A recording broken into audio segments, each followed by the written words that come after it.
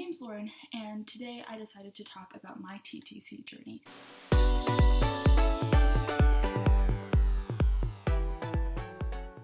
So, about a year and a few months ago, my husband and I, who had only been married for about 5 months, figured out that we were pregnant, and we were ecstatic, just so excited. It was super early in our marriage, and we were still in school, and it was very stressful, but we were so excited because we both knew that we wanted kids, and so it was just a little sooner than we thought. We weren't trying, but we weren't necessarily doing anything to prevent it. So, we got pregnant, and I was so excited, over the moon. And we went to our first doctor's appointment when I was 8 weeks, so it was 4 weeks after I had gotten my positive pregnancy test. And they did the ultrasound, and they said, it's very, very small. It's too small for 8 weeks.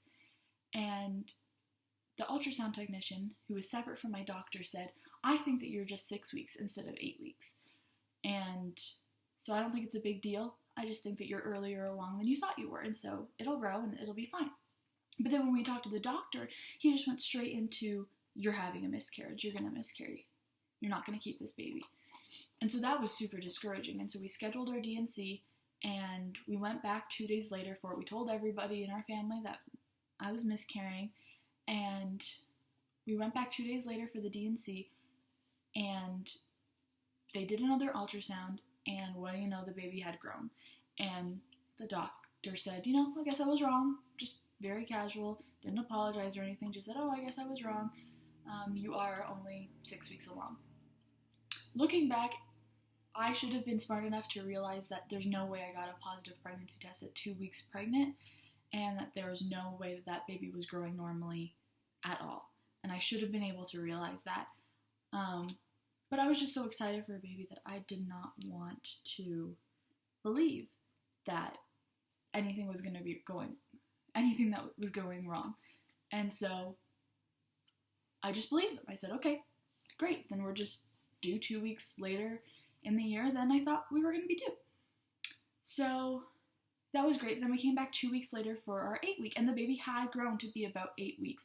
And so I don't know if it just developed later or how it worked, but there's just no way I got it positive at 2 weeks pregnant.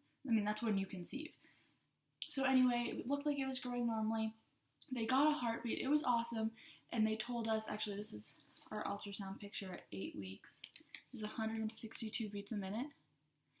And they told us once you get a heartbeat, the chances of you miscarrying go down tremendously. And so we got very, very excited, and we took that to mean okay, we can announce it even though we're only 8 weeks. So we waited a couple of weeks until it was Mother's Day, and we announced it on Mother's Day. So I was only 9, maybe 10 weeks at that point. So we had announced it. We were really excited. We were coming up with girl names and boy names. Actually, we've had those picked out for a while, but we were just trying to figure out for sure. We were buying little things here and there, nothing big because we didn't know the gender, and so we didn't want to buy anything big or extraordinary.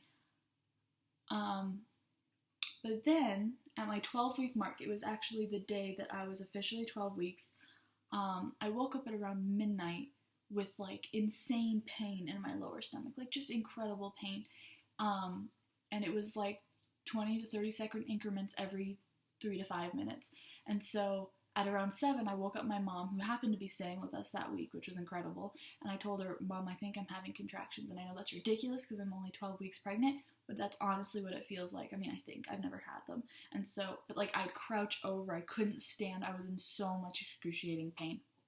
So at 8 o'clock when my doctor's office opened, because I did not want to go to the hospital, because I hate the ER here, we drove to my doctor's office, and right as we were about to turn in, I felt this huge gush of blood, and it was very obvious what had just happened, and it was awful. And so I was walking into the doctor's office, crouched over with blood all over my pants and blood all over my hands, and just me screaming and crying and so emotional, and they rushed me right back, obviously, and I kept apologizing the entire time about making a huge mess of their office, but they didn't care.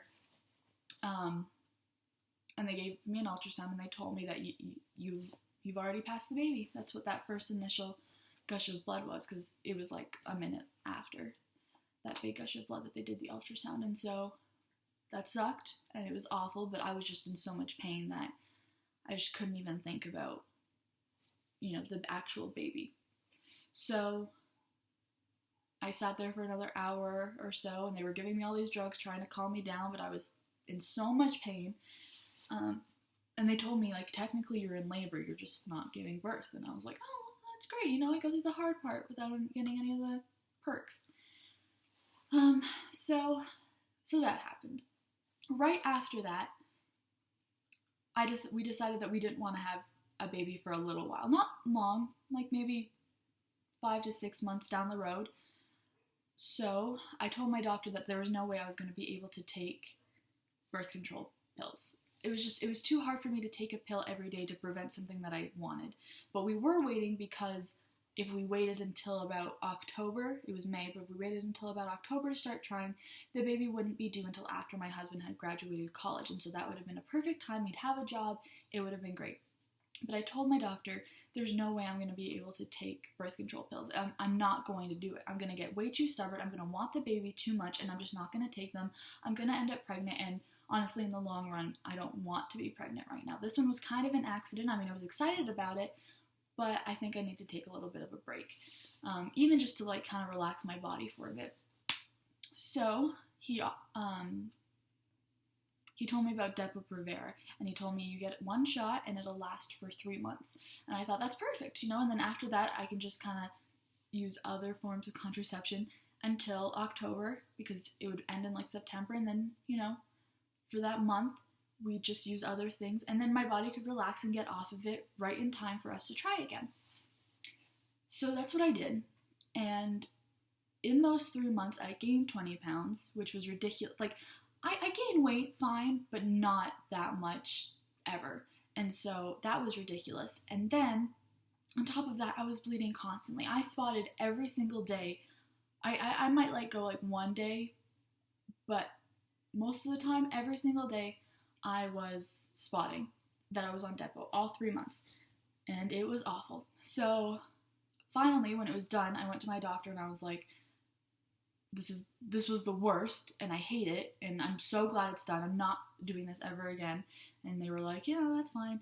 So then we waited until October, and so I went off Depo-Provera, and then a month later, because it was early September, a month later, I got my first period, and I was so excited about it because it was a 28-day cycle, and I've never had 28-day cycles. So it was just very exciting to have it be somewhat regular. So early October, and I'd say early, it was probably the 15th. It was probably halfway through, or the 13th or something. I started another cycle, and it didn't stop. And I'm not exaggerating. 2 months I was on my period, a regular heavy period for 2 months. And so finally I went to my doctor again, and I just said, this thing messed me up. That Depo is still giving me a hard time. Are you kidding me? And so, literally bleeding every day for 2 months. And so it was December, and she gave me a pill just called, I think it was just Provera. It was either just Depo or just Provera, but I think it was just Provera. And she said, it's 10 pills, and for those 10 days that you take those pills, you won't bleed at all. And then after those pills are over, you'll have a regular cycle, and then you should be going back to normal. So I was like, okay, perfect. We were just about to go on a cruise, and I was like, I'll take those pills starting before we leave, and then it'll go somewhat after we leave, or we're on the cruise, so I won't be bleeding on the cruise. So I took those pills, bled the entire time. Didn't work, didn't help me at all. It was lighter than normal, but it was still more than spotting. So it was awful. So I got back, and I told my doctor that. I said I was still bleeding, and she said, let's just see how it goes. And I did have a normal cycle after that, so she said, let's see how your normal cycles go. I never ended up going back to the doctor, because I did start having, they're not regular, but, they're regular in the sense that I get one, I always have a period, I always have a cycle, but they range from 46 days to 34 days to 28 days, and so I never know how much they are. So for the first few months of the year, my husband was told that he was going on an internship to the Philippines, and we did not want to have a baby in the Philippines. We didn't know how the healthcare was going to be. We were only going to be there for a few months. We also didn't want to get pregnant and then him go by himself, and I was pregnant by myself the whole time.